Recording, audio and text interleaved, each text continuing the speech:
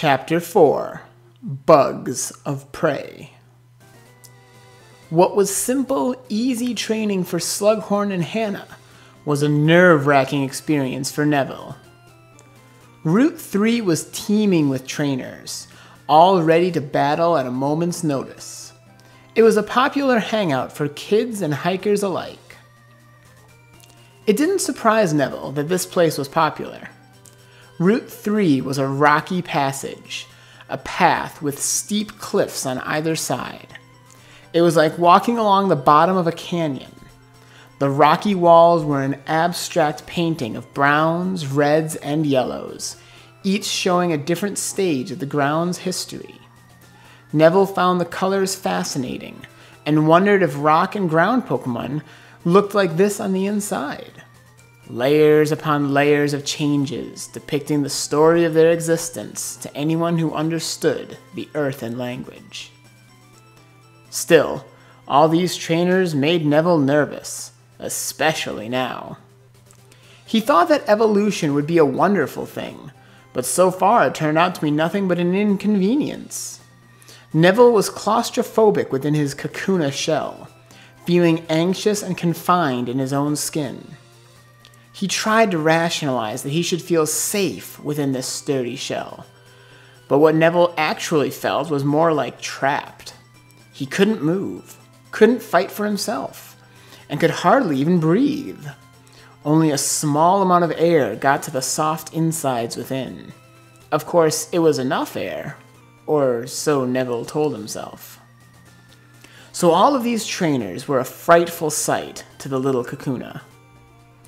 Training involved tag team with either Hannah or Slughorn. Neville didn't mind working with Hannah so much. She had a wicked side, sure, but she defended Neville with that same zeal. They were friends, of a sort. But Slughorn wanted nothing to do with Neville, and he wasn't shy about it. Neville hoped that maybe as time went by, Slughorn would warm up to him, but so far it wasn't happening. He was as cold as ever. Sitting uncomfortably within his shell, Neville kept dreaming of a day when they could be on the same side. Route 3 sloped ahead, and in the distance Neville saw a glimmer of hope. There was grass. Tall, wild grass, the kind that Pokemon made a home out of. The wide-open terrain of Route 3 was too exposed for most Pokemon, so there hasn't been a chance to catch anything new since they emerged from the Riveridian Forest. Maybe, just maybe, with a new Pokemon on the team, Slughorn wouldn't be so irritable. A Kakuna could dream, right? They reached the patch of tall grass by midday. From the sounds of it, Edison was excited to catch some new Pokemon before pressing forward. The group wandered around, disturbing the grass in hopes of getting wild Pokemon to come out of hiding. Neville was being carried by Hannah, flying low to the ground. "I wonder what kind of Pokemon we'll find," Neville said. Slughorn ignored him, walking at a brisk pace through the grassy area. Above, Hannah chuckled. "Oh, I expect Slughorn is in for quite a surprise," she said. Once again, Neville wondered what she was planning. Wondered and worried. One by one, they encountered wild Pokemon. There was an abundance of wild Spearow around here, which is probably where that youngster got the one that nearly defeated them the previous day. And one by one, those Pokemon fell. Hannah insisted to battle against the wild Pokemon. Edison knew that Slughorn might be too strong and was at risk of hurting them too severely, so he went along with her enthusiasm.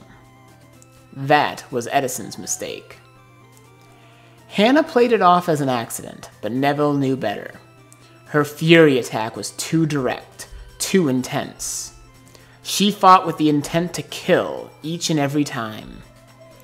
Edison appeared frustrated, but never scolded her. The same could not be said about Slughorn. "You're killing them," Slughorn growled after one such encounter. "You aren't even giving Edison a chance to catch them. What's wrong with you?" Hannah buzzed over, hovering in front of Slughorn. How does it feel, to be all alone, isolated, the hope for a team slashed down before your eyes? She jabbed a stinger in Neville's direction. This is what he's had to put up with since day one. You robbed him of the chance to be part of this team, and now I shall rob you of that same chance. Neville panicked at being brought into this. Hannah, no, it's okay. I don't mind, really. See, said Hannah, even after your abuse, he is able to forgive you. That bug, as you call him, is twice the Pokemon you'll ever be. Slughorn glared at her, eyes narrow and head low. He looked ready to pounce at a moment's notice. You bugs are all the same, said Slughorn. Killers, every last one of you. Not an ounce of honor between you both. If this is your idea of honor, Slughorn, said Hannah, eyes as sharp as her stingers, then I am proud to be a rogue. I wonder if your Buckbeak was as much of an egotistic, unforgiving, cold-hearted The vine whip cracked through the air, leaving a shockwave in its wake. Hannah was knocked into the ground in the blink of an eye. Slughorn was on her in another second, pressing his strong hoof against her throat. Don't you dare speak that way of Buckbeak, he shouted. If you ever disrespect his memory again, I swear to Arceus I'll... Slughorn! All the Pokemon turned to see their trainer staring at them, eyes ablaze. He pointed at Slughorn, then jabbed his finger in the other direction. His body language clear if his words weren't. Get off of her! Reluctantly, Slughorn did as he was told. He sulked over to Edison and got a very firm scolding. Disappointment was clear in Edison's face, and when he took out a Pokeball, Slughorn looked shocked and hurt. No, said Slughorn. Don't put me in there. I didn't. She's the one who... Edison! A red beam hit Slughorn, and in a flash he was sealed within his Pokeball. As soon as he was, Hannah burst into laughter. Neville was sick to his stomach. Edison hardly ever kept them inside their Pokeballs, preferring to let them wander free. It was equivalent to being sent to your room, when such punishment was almost never dished out. Slughorn's expression was burnt into Neville's mind. The hurt, the shame, the indignation. Neville knew how much Slughorn valued Edison's approval. Needed it, in fact. Although Neville didn't agree with it, he had a feeling he knew what Slughorn was thinking. That these bugs were getting away with murder, and he was the one taking the blame. But as worried as Neville was about how Slughorn would treat them after this, part of him felt surprisingly good. Hannah stood up for him. She defended him against someone as intimidating as Slughorn. Although Neville didn't like the way she did it, he couldn't help but be grateful she was there. Honestly, Neville was terrified of both Slughorn and Hannah. But at least Hannah was on his side.